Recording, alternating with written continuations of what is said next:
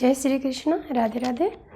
आइए जानते हैं कि आगे के प्रश्न आंसर कि किस प्रकार का व्यक्ति मिथ्याचारी कहलाता है। इस तरह का प्रश्न हम आगे के वीडियो में अपलोड कर दिए हैं। अब जानते हैं कि भगवान कहाँ रहते हैं। हम सबके मन में प्रश्न आता है कि भगवान कहाँ रहते हैं। क्या भगवान धरती पर रहते हैं या स्वर्गलोक में रहते हैं, हम सबके साथ रहते हैं। तो भगवान वैकुंठ, द्वारका, वृंदावन इत्यादि चिन्मय धामों में भगवान विभिन्न भगवत स्वरूप में अवस्थान करते हैं।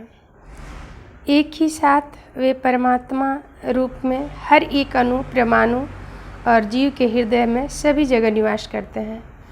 मेरे भगवान जी हर जीव जंतु, पेड़ पौधा, वनस्पति, छोटी सी छोटी जीव में निवास करते हैं अपने एक रूप में। असली तथा नकली भगवान को कैसे पहचानें। भगवान कौन है, कैसे जान पाएंगे हम कि मेरे असली भगवान हैं या ये नकली भगवान हैं। शास्त्र के माध्यम से भगवान की असली स्वरूप को जाना जाता है। जब हम शास्त्र, वेद, गीता, भागवत ये सब पढ़ते हैं, अध्ययन करते हैं, तो हमारे अंदर ज्ञान हो जाता है, हर एक प्रकार की जानकारी हो जाती है। फिर मुझ में इतनी तो ज्ञान हो ही जाती है कि भगवान कौन है, कैसे हैं, कहाँ रहते हैं, असली भगवान कौन है और नकली जो रूप बनाए घूमते हैं वो कौन है।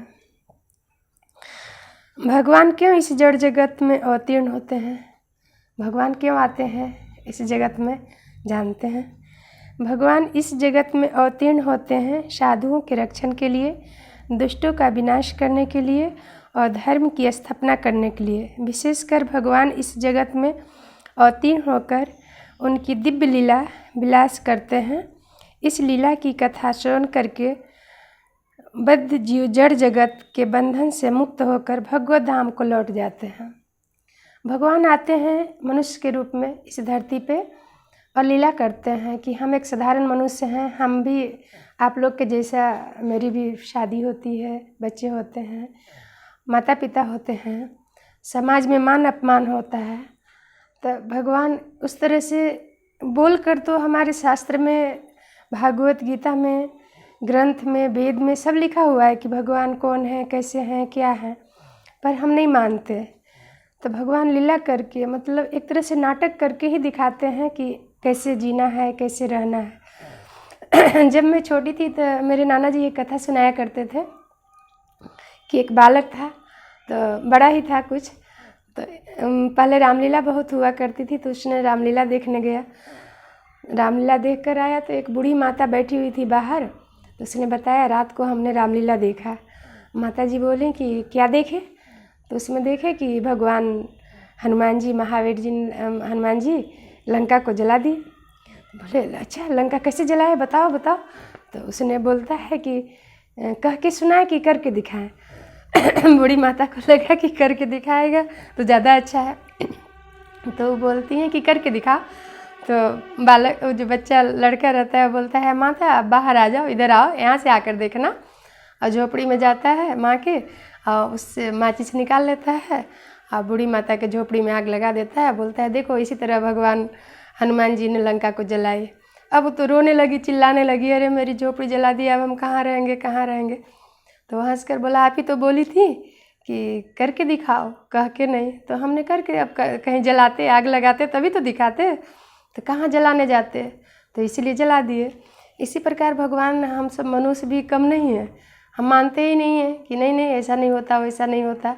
तो भगवान इस मनुष्य जगत में मनुष्य के रूप में आकर लीला करते हैं और हम सबको ज्ञान देने के लिए, बुद्धि देने के लिए, और उनकी कथा को सुने, हम उनकी कथा का गुणगान करें, जिससे हम सबका दोष, हम सबका पाप नष्ट होए और हम लास्ट में भगवान के शरण को, भगवान के धाम को जाएं। श्री कृष्ण और विष्णु भगवान में क्या अंतर है। सबके मन में आता है कि कृष्ण भगवान अलग हैं क्या और विष्णु भगवान अलग हैं, तो नहीं, यहाँ पर विष्णु भगवान और कृष्ण भगवान में अंतर नहीं है। श्री कृष्ण और विष्णु में तत्व कोई अंतर नहीं है। श्री कृष्ण गोलोक वृंदावन में रहते हैं और श्री विष्णु वैकुंठ धाम में निवास करते हैं। भगवान श्री कृष्ण के रूप में गोलोक वृंदावन में माधुर्य आस्वादन करते हैं और वैकुंठ में श्री विष्णु भगवान के रूप में ईश्वर आस्वादन करते हैं। ठीक वैसे ही जैसे एक आदमी जब अदालत में न्यायाधीश के पद पर होता है तब वह बहुत गंभीर होता है और वह जो आदेश देता है सभी उसका पालन करते हैं, पालन करने के लिए बाध्य भी होते हैं। लेकिन वही आदमी जब घर आता है तब उसका पौत्र उसके गोद में उसके ऊपर अनेक प्रकार से खेलता है और उनसे जिद करता है, उनके साथ खेलते रहता है, वहाँ किसी प्रकार की संभावना नहीं रहता। इसी तरह भगवान श्री कृष्ण का सानिध्य प्राप्त करने के लिए जीव शुद्ध कृष्ण प्रेम विकसित करके गोलोक वृंदावन में जा सकते हैं।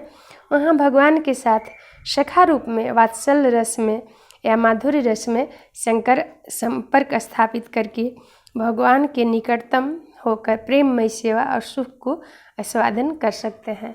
भगवान कृष्ण के में और भगवान विष्णु में सारांश यही निकला। अंतर यही है कि मतलब भगवान कृष्ण के साथ हम भक्ति करते हैं तो उनके लोक में जाते हैं, वहाँ पर उनके सखा के रूप में हम उनसे मिलते हैं। भगवान विष्णु के पास जाते हैं तो उनकी सेवा करते हैं। भगवान को प्राप्त करने का सहज उपाय क्या है? हम भगवान को कैसे प्राप्त कर सकते हैं? शास्त्र में भगवान को प्राप्त करने के अनेक उपाय बताए गए हैं, जिससे कर्म योग, ज्ञान योग, ध्यान योग। लेकिन भगवान को प्राप्त करने का सहज उपाय है भक्ति योग। भक्ति करके हम भगवान को आसानी से पा सकते हैं। भगवान को भक्ति योग से ही पाया जा सकता है। उसमें भक्ति कैसे प्राप्त की जा सकती है? भगवान के भक्तों का संग करके भक्ति पाई जा सकती है। भगवान के जो भक्त होते हैं उनसे संगति करें, उनके कथा सुने, सत्संग में जाएं, भगवान का पूजन करें, भगवान का गुणगान करें, ये सब भक्ति योग है।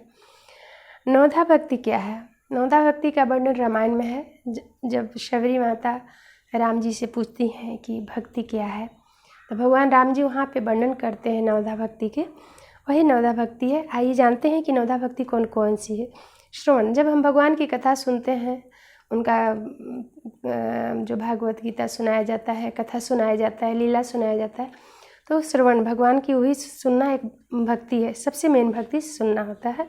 कीर्तन, भगवान का कीर्तन करना, वंदन, भगवान की वंदना करना, पाद सेवन, भगवान की सेवा करना, दास्य, भगवान का दास बनकर सेवा करना, पूजन, पूजा करना, सख्य माने सखा के रूप में उनके साथ आत्मनिवेदन, अपने आप को समर्पण करना। जैसे राजा बलि ने अपने आप को भगवान को समर्पण कर दिए थे, अपने आप को ही दे दिए थे, उसी को आत्मसमर्पण करते हैं। ये 9 भक्ति है। 9 प्रकार से हम भगवान को पा सकते हैं। कौन किस प्रकार की भक्ति करके भगवान को प्राप्त हुआ? प्रश्न ये आता है कि क्या ये जो 9 भक्ति है इसमें किसी ने भगवान को पाया? क्या भक्ति करके पाए, भगवान उनसे मिले? तो हाँ, भगवान जरूर मिले हैं। आइए उनके नाम सुनते हैं। श्रवण करके राजा परीक्षित ने भगवान को पा लिए थे। कीर्तन करके सुखदेव जी गोस्वामी, स्मरण से प्रहलाद जी महाराज, पाद सेवन से माता लक्ष्मी जी, बंधन से अक्रूर जी, अर्चन से पृथ्वी महाराज जी, दास्य से हनुमान जी, और सखा रूप में अर्जुन जी, आत्मनिवेदन में बलि महाराज भगवान को प्राप्त हुए थे। इस प्रश्न का आंसर यहाँ पर है कि ये लोग भगवान को 9 प्रकार से पाए थे। काम और प्रेम किसे कहते हैं? अपने इंद्रियों को तुष्ट करने के लिए जो वासना है उसे काम कहा जाता है, जिससे हमें संतुष्टि मिलती है। खुद को शरीर, अपने मन, अपने शरीर को संतुष्टि मिलती है, उसे काम कहा जाता है। भगवान श्री कृष्ण के प्रति प्रतिवर्धन की वासना को प्रेम कहते हैं। और जब हम भगवान के लिए कुछ करते हैं, भगवान की सेवा करते हैं, भगवान का ही गुणगान करते हैं, तो भगवान का प्रेम कहा जाता है। जीवों के हृदय में शुद्ध भगवान प्रेम है।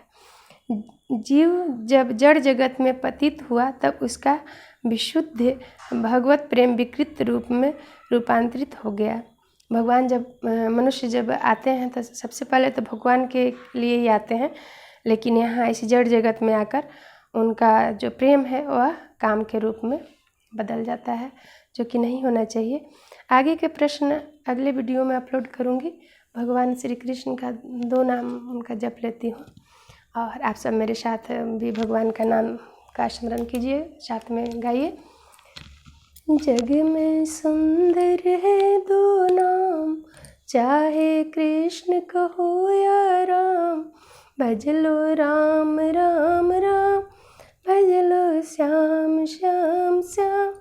जग में सुंदर है 2 नाम, चाहे कृष्ण को या राम, भज लो राम राम राम, भज लो श्याम श्याम श्याम। बोलिए कृष्ण भगवान की जय, माता राधा रानी की जय।